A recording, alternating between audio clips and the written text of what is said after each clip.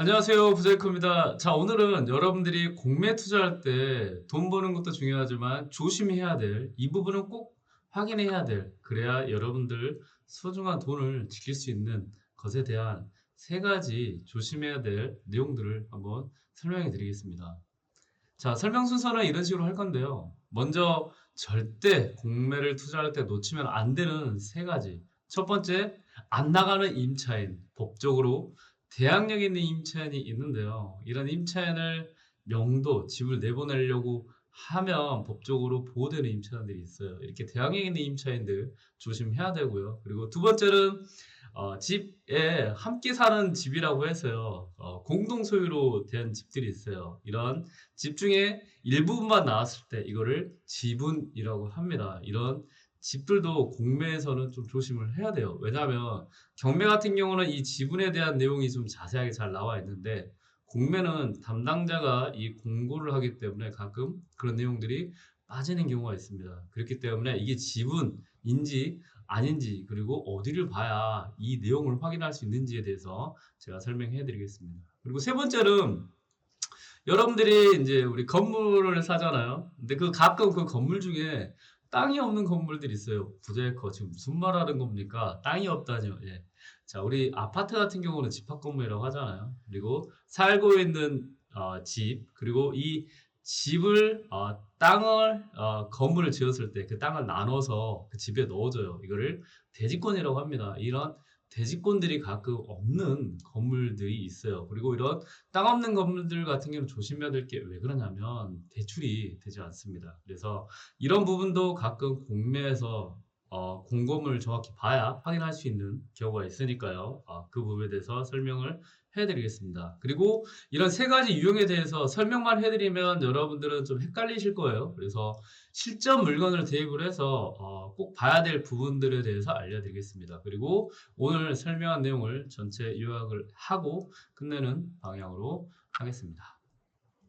자, 먼저 안 나가는 임차인에 대해서 알려드리겠습니다. 여러분들이 공매 물건, 특히 부동산을 접근했을 때 여러분들이 아파트를 많이 투자할 거라고 생각을 해요. 이런 아파트에 주택임대차보호법이라고 했어요. 간단하게 저희들은 주임법이라고 합니다. 이 주임법에 보호되는 임차인들이 있어요. 이 임차인의 경우를 대항력 이라고 합니다. 그리고 대항력 있음이라고 표현을 하는데요.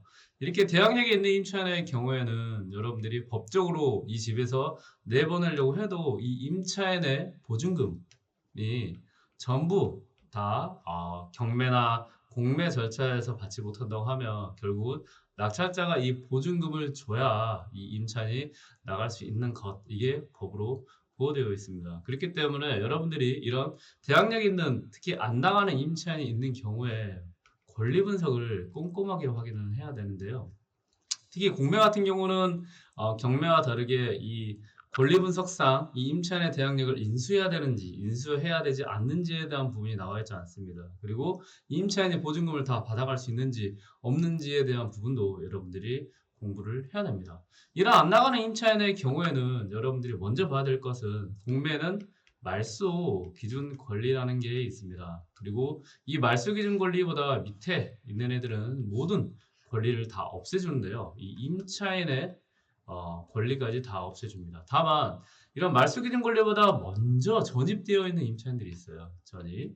이런 전입되어 있는 임차인을 대항력 있는 임차인이라고 하고요. 여러분들이 주의 깊게 봐야 되는 것은 무엇이냐? 전입 날짜입니다. 그리고 이 전입 날짜를 가지고 말소 기준 권리 날짜보다 과거, 그러니까 먼저 전입되어 있을 때 이런 임차인을 대항력 있다고 하고요. 그리고 이 말소 기준 권리에 의해서 없어지지 않기 때문에 여러분들이 꼼꼼하게 봐야 됩니다. 예를 한번 들어볼게요.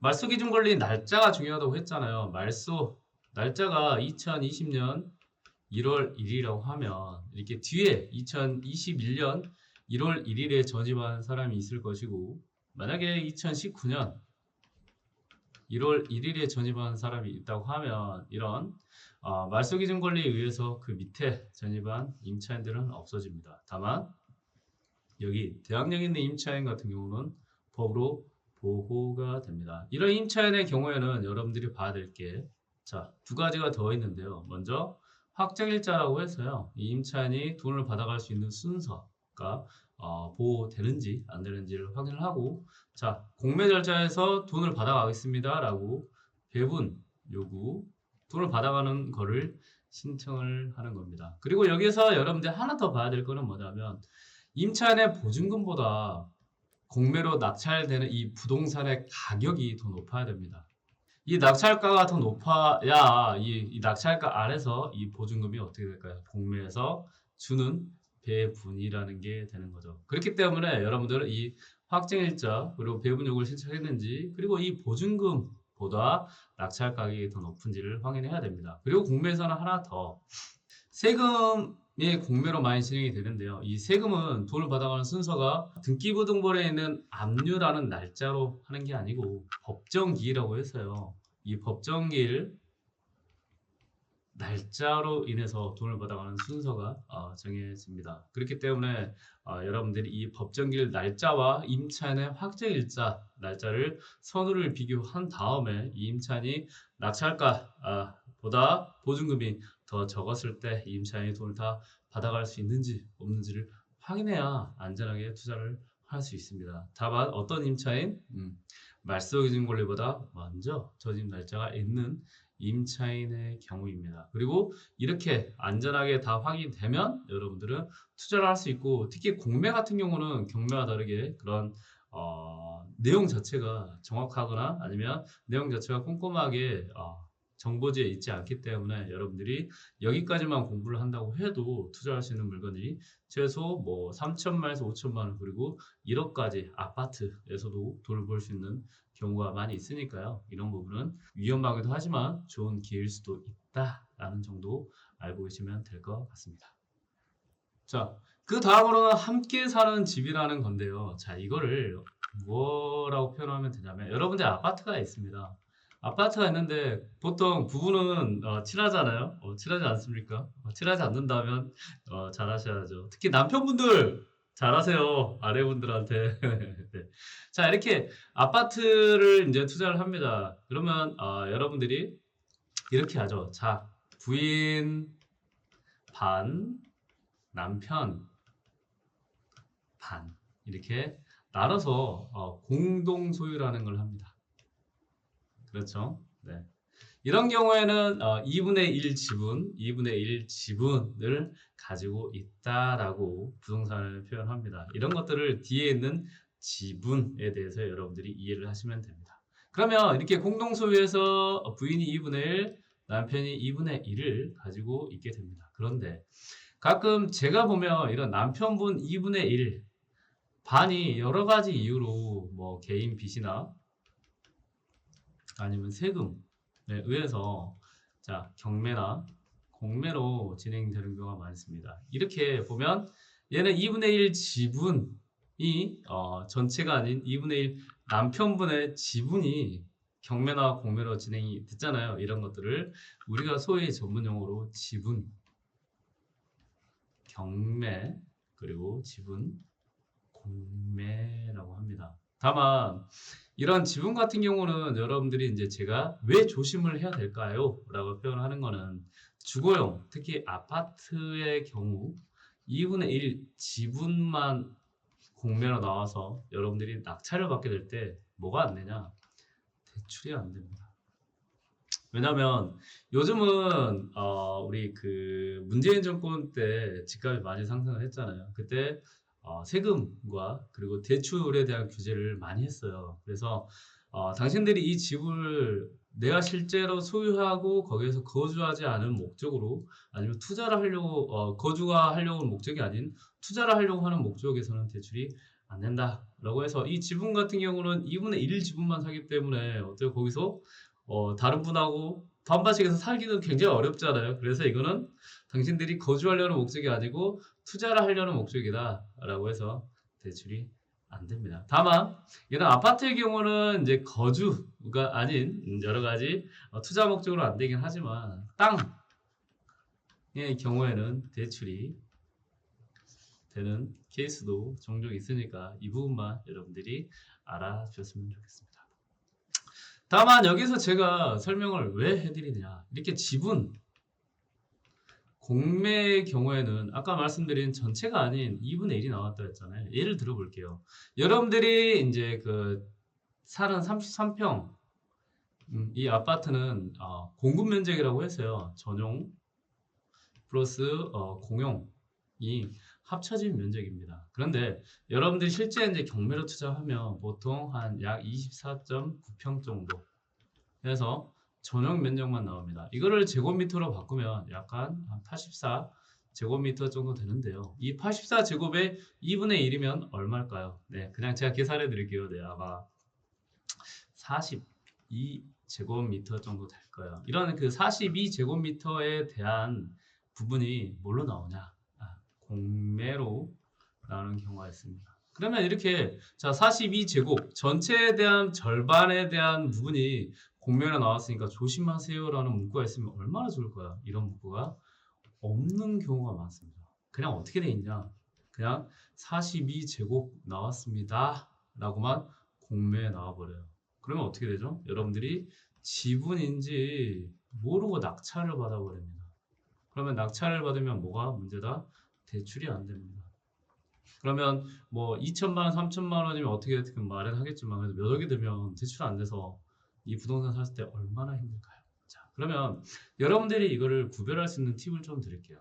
특히 아파트의 경우에서는 우리가 국민주택으로 많이 쓰는 게 84 제곱미터가 있고요. 그 다음 보다 좀 작은 게 한 70 제곱미터가 있고 이거보다 더 작은 것들은 한 뭐 50 제곱미터가 있다고 하잖아요. 이렇게 이런 물건들이 한 절반 정도 42제곱미터, 35제곱미터, 25제곱미터가 만약에 공매로 나왔다라고 하면 여러분들은 일단은 의심을 하셔야 됩니다.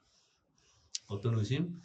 지분일 수 있다 라는 것을 의심을 하고 조심해야 된다 라고 한 다음에 대출이 되는지 안 되는지 확인을 해봐야 됩니다. 다만 이런 부분이 지분인지 아닌지는 어디서 확인할 수 있냐면 등기부 등본에서 확인할 수 있습니다. 자, 이 등기부 등본에 보면 자 공매로 나온 아파트 면적이 42제곱인데 등기부 등본에는 전체 면적인 만약에 이 84제곱미터가 나왔다고 하면 어때요? 84제곱미터가 전체가 진행된 게 아닌 42제곱미터가 진행됐다. 그러면 지분이다 라는 걸 확인하시면 됩니다. 이것도 제가 실제 물건으로 한번 설명을 해드리겠습니다. 자, 주거용 특히 아파트, 빌라, 오피스텔 이런 애들 같은 경우는 대출이 안 되는 경우가 많기 때문에 여러분들이 공매를 투자할 때 안전하게 투자하려면 조심해야 된다 정도 이해하시면 될 것 같습니다. 자, 이제 마지막으로 땅 없는 건물인데요. 부자이커님, 땅이 없는데 어떻게 건물이 있습니까? 맞습니다. 충분히 그렇게 이해할 수 있는데요. 자, 이거는 공매나 경매 절차에서 나오는 물건이라고 생각하시면 돼요. 여러분들이 이제 아파트를 산다고 할게요. 그러면 아파트가 여기 위에 6채가 있다고 해요. 그러면 땅 하나에 보통 이렇게 아파트를 6채를 건물을 지었겠죠. 그러면 아파트가 6채라는 거는 소유, 한마디로 소유주가 몇 명? 6명인 가능성이 높죠. 근데 땅이 하나요? 건물은 6개예요. 그런데 어떻게 할까요? 6명의 소유주에게 이 모든 부동산이 나눠져야 되겠죠. 그래서 이 땅을 6개로 나눕니다. 6개로 나눈 다음에 이 땅을 이 건물 한 채 한 채한테 이렇게 줍니다. 이거를 뭐라고 하냐? 대지권이라고 합니다. 그래서 이 대지권을 여러분들이 아파트를 볼 때 자, 전용 84제곱미터 그리고 대지권 해서 뭐 24제곱미터 이런 식으로 되어 있는 케이스가 많이 보일 거예요. 그런데 가끔 이렇게 건물만 나왔을 때가 어떤 문제가 있나? 이런 24제곱미터가 없는 경우가 있습니다. 그러면 이 대지권이 아니면 뭐만 나왔죠? 네, 그렇죠. 이런 위에 건물만 나오는 케이스입니다. 그래서 땅 없는 건물이라고 표현을 했지만 이게 말이 안 될 수도 있죠. 그런데 아까 말씀드렸다시피 이런 대지권이 없는 그리고 대지권이 아닌 이런 땅이 없는 건물만 나왔다고 해서 이거를 건물만 판다 해서 매각이라고 합니다. 그러면 이런 물건을 낙찰받았을 때 여러분들한테 문제가 또 무엇이냐? 대출이 안 됩니다. 이런 건물만 매각 같은 경우는 대출이 안 되기 때문에 어떨까? 위험합니다. 여러분들이 그리고 대출 안 된 것도 위험한데 향후에 어떤 부분도 있죠? 예. 이 땅, 이 대지권 자체를 또 사야 온전한 부동산이 되겠죠. 그리고 이 온전한 부동산을 여러분들이 무엇을 할 수 있을까요? 그렇죠.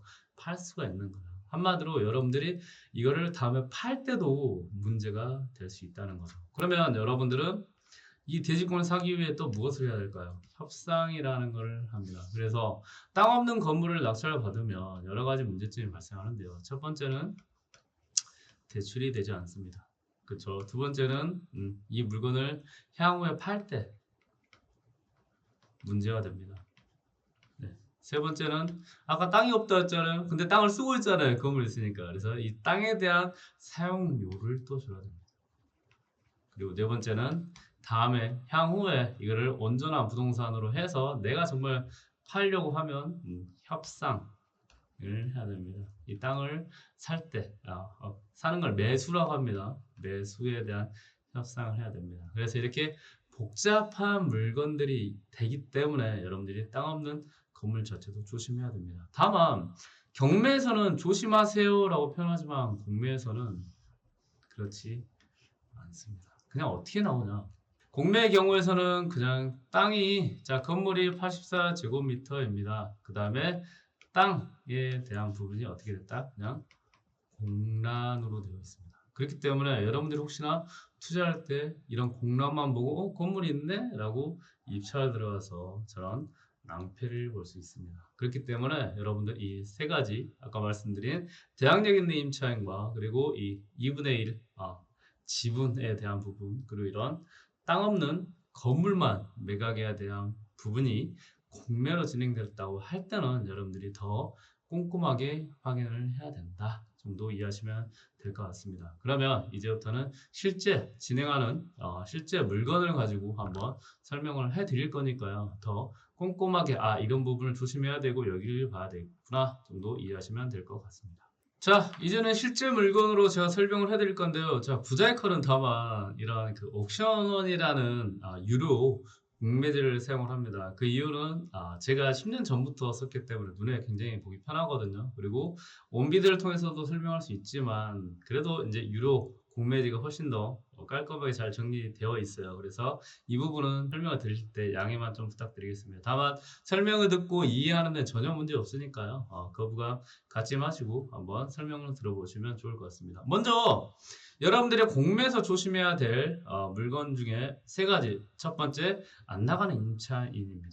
안 나가는 임차인 같은 경우는 이런 물건이라고 이제 제가 설명을 해드릴게요. 여기서 보면 강남에 있는 오피스텔이 지금 공매로 진행이 됩니다. 그러면 이런 오피스텔이 있을 때 첫 번째 뭘 봐야 되냐? 임차인이 있는지 없는지를 봅니다. 두 번째는 뭘 봐야 될까요? 안 나가는 임차인이 있는지 없는지. 특히 대항력이 있는 임차인이 있는지 없는지를 확인을 해야 됩니다. 그리고 나서 여러분들이 세 번째 무엇을? 시세를 조사하시고 네 번째 월세를 조사하신 다음에 다섯 번째 현장 조사를 하고 그 다음에 무엇을 할까요? 입찰을 하시면 됩니다. 이 과정이 복잡하게 보이는 것 같지만 그렇게 어렵지 않습니다. 그리고 만약에 임차인이 없다라고 하면 이 두 가지 절차가 무시되고 이 세 번째부터 바로 조사를 하시면 됩니다. 자, 그러면 이 물건 같은 경우는 안 나가는 임차인이 있는지 없는지만 확인하는 걸로 바로 가겠습니다. 자, 그러면 여러분들이 안 나가는 임차인이 있는지 없는지는 어디서 보냐? 이 재산명세라는 것을 보면 확인이 가능합니다. 공매 재산명세 같은 경우는 입찰 일주일 전에 공매 자산관리공사에서 이 부동산의 권리 분석을 해준다고 생각하시면 돼요. 경매에서 매각물건 명세서와 굉장히 흡사한데요. 다만 여기에서 여러분들이 어떤 정보를 캐치를 해야 되는지를 부자이크가 오늘 알려드리겠습니다. 이렇게 압류재산 공매재산 명세라는 게 있는데요. 여기 쭉 내려보면 여러분들이 봐야 될 게 무엇일까요? 여기 전입세대 열람을 또 자산관리공사에서 합니다. 그래서 전입세대주 김 땡땡이 등록되어 있다고 하잖아요. 그러면 여러분들은 이 김땡땡의 전입세대 열람을 확인하셔야 됩니다. 만약에 이런 주임세대가 없다라고 하면 여러분들이 그래도 공매니까 왜 담당자 이 작성한 담당자들 한 번씩 실수를 할 수 있거든요. 그래서 이 공매지 첫 번째 보면 공매지를 가지고 그걸 프린트를 해서 댁 근처 집 근처에 있는 주민센터 가죠. 요즘 행복 주민센터인가요? 행복 무슨 센터인데 예, 가서 주임세대를 떼보시면 됩니다. 자, 이렇게 김땡땡이 전입되어 있다고 하면 보통 이런 재산명세서는 정리가 되어 있는 케이스가 많습니다. 여기 보니까요. 여러분들이 봐야 될 곳은 이곳입니다. 임차인 배분 및 채권 신고 현황이라고 되어 있잖아요. 여기서 보면 먼저 첫 번째 뭘 본다? 전입세대 열람 날짜를 보고요. 두 번째 뭘 봐야 되죠? 이 임차인이 돈을 다 받아갈 수 있는 순서가 있는지 없는지에 대한 확정일자 날짜를 봐야 되고 세 번째는 뭘 봐야 되죠? 돈을 다 받아가려고 했는지 안 했는지 배분 요구를 신청한 날짜를 봐야 됩니다. 그리고 나서 이제 네 번째 중요하게 봐야 될 것이 이 보증금보다 낙찰 가격이 더 높은지 안 높은지 즉 이 보증금보다 여기 시세가 더 높은지 안 높은지를 봐야 여러분들이 이 물건 낙찰을 받고 그래도 수익은 좀 나야 그리고 대항력 있는 임차인을 내보낼 수 있는 그런 물건이지 않을까 생각이 듭니다. 자 그러면 여기에서 임차인의 날짜는 2022년 2월 25일이라는 저임 날짜가 굉장히 중요합니다. 2022년 2월 25일을 확인한 다음에 여러분들이 이 이제 말소 기준 권리라는 걸 이제 찾게 되는데요.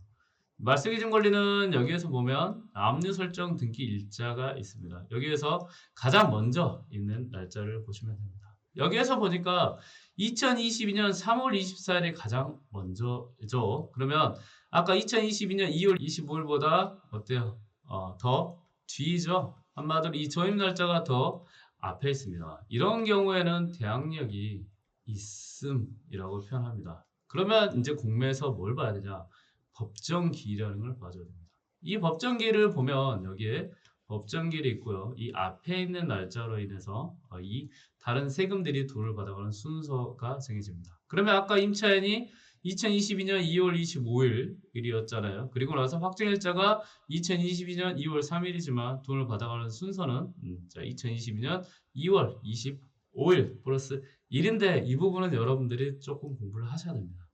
공부를 하셔야 돼요. 부자익한테 배우시듯 왜 공부를 안 하면 헷갈릴 수 있기 때문입니다. 그리고 왜 이렇게 되는 날짜에 대해서도 공부를 좀 하시면 여러분들이 투자에 굉장히 많이 도움이 됩니다. 다만 부자익화가 그냥 알려드리겠습니다. 2022년 2월 25일 플러스 1에서 26일 날짜로 이임차는 돈을 받아가는 순서가 정해진다. 그러면 여러분들은 여기에 2022년 2월 26일을 적습니다.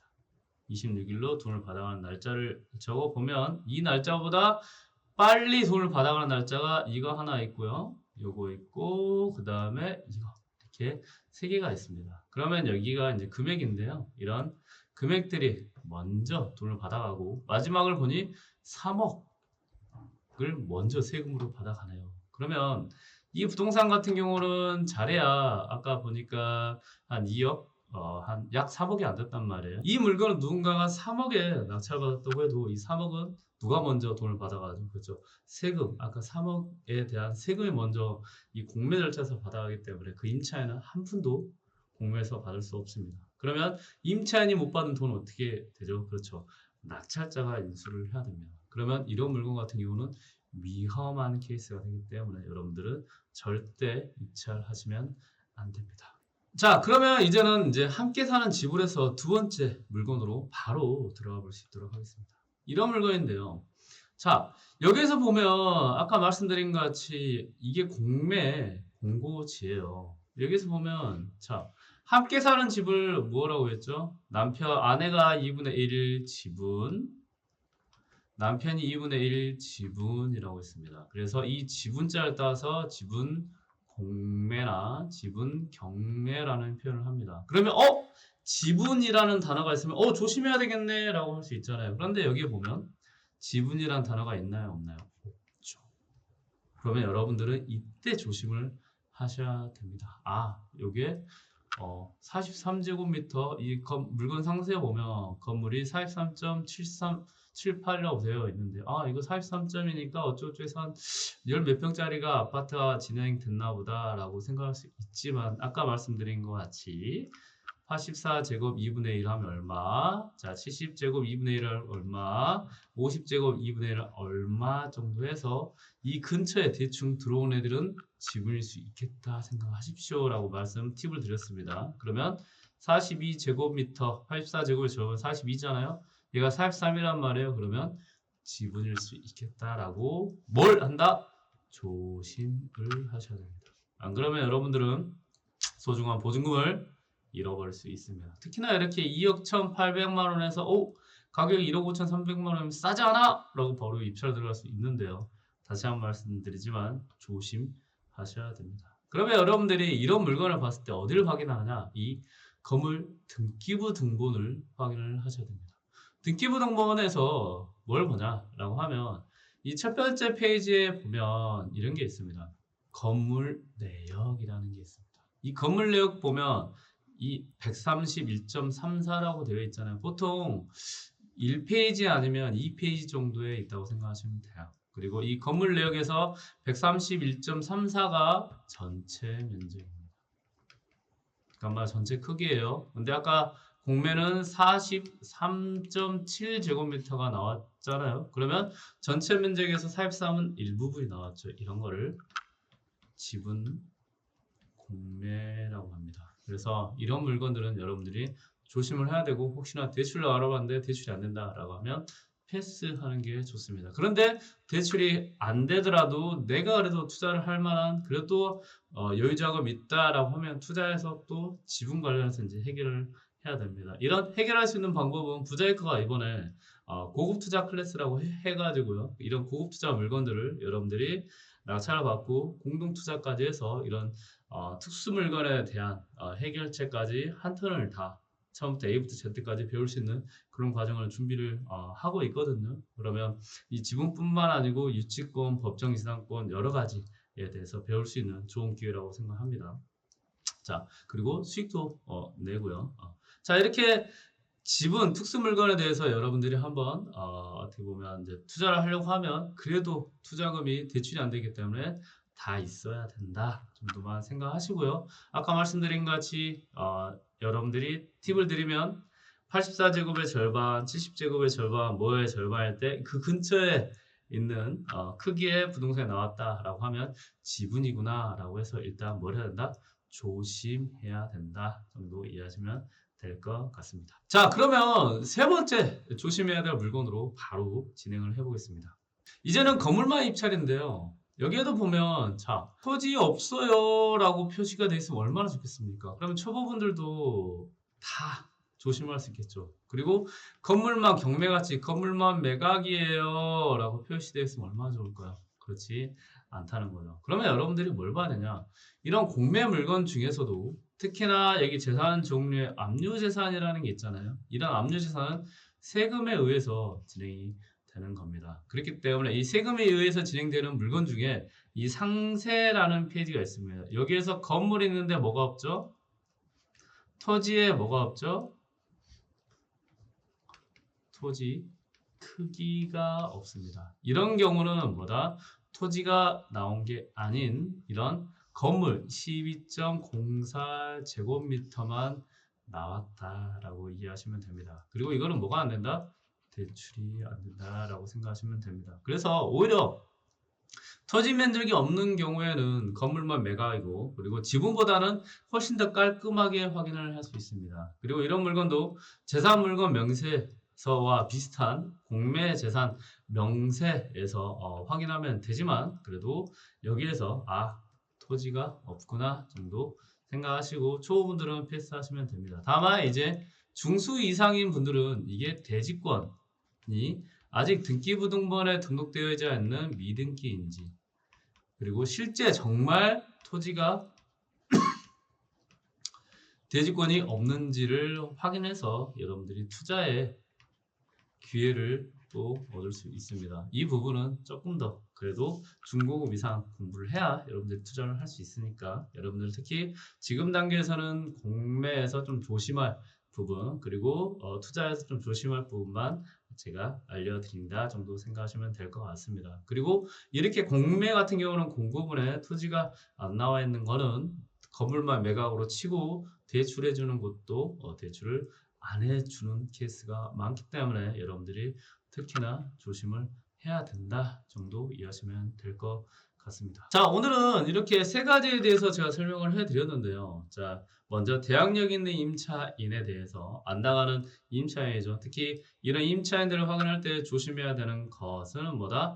우리 공매 절차에서 보면 이 모든 세금과 빚을 없애주는 기준이 있다고 했습니다. 말소 기준 권리이고요. 이 권리 날짜를 기준으로 먼저 전입되어 있는 임차인이 있는지 없는지만 확인하시고요. 만약에 있다라고 하면 이 임차인이 이런 공매라는 절차에서 돈을 다 받아가는지 안 받아가는지 확인을 해야 됩니다. 만약에 못 받아가면 우리한테 이제 정말 안 나가는 임차인에 대해서 대항력을 행사를 하고 우리는 이 대항력을 없애려고 하면 보증금을 다 줘야 된다 정도만 이해하시면 될 것 같습니다. 그리고 이 임차인이 돈을 다 받아가려고 하면 확정일자 날짜가 있어야 되고 그리고 나 돈 받아갈게요 라고 돈 주세요 라고 배분 요구 신청을 공매 담당자에게 해야 이 임차인은 일단 자격이 되고 그러고 나서도 이 보증금보다 낙찰 가격이 더 높아야 그래도 이 보증금 주고 좀 남아서 여러분들이 수익을 내지 않을까요? 근데 낙찰 가격보다 낮다라고 하면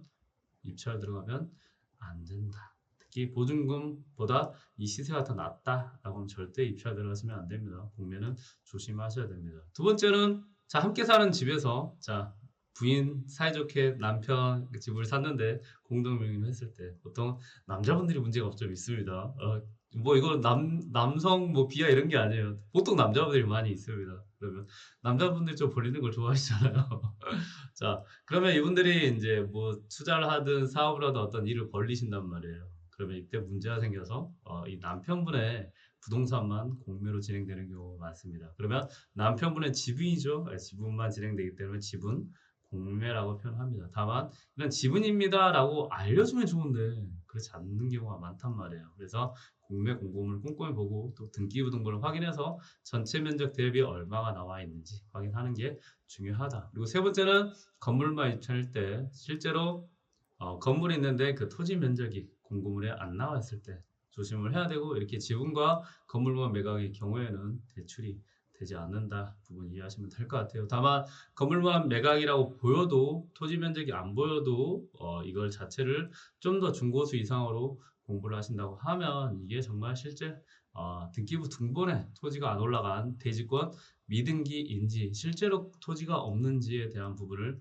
확인하신다고 하면 여러분들의 투자 기회가 될 수 있습니다. 이렇게 부자이커는 공매에 굉장히 특성화되어 있습니다. 그래서 여러분들이 공매로 투자해서 돈을 버는 것도 중요하지만 이렇게 그래도 소중한 입찰 들어왔는데 이 물건에 문제 생겨서 이 물건을 소유를 못하면 어때요? 보증금을 잃어버릴 수 있단 말이에요. 그런 부분까지 다 조심하셔야 됩니다. 특히 이렇게 투자해서 공매로 여러분들이 수익을 낼 수 있는 것과 그리고 이렇게 조심해야 되는 부분 그리고 공매를 전체로 배울 수 있는 과정을 부자이커가 이번에 준비를 했습니다. 그리고 1기가 아닌 지금 2기인데요. 전체 교육 과정에 부자 해커가 이끄는 스터디까지 해서 공단기, 공매 단기, 마스터 과정 해서 지금 2기를 모집 중인데요. 혹시나 여러분들이 기초부터 중급 그리고 공매 물건으로 정말 제대로 투자를 하고 싶다라고 하면 바로 지금 연결해서 제가 한 2분 정도 공단기에 대해서 설명할 거니까요. 그거까지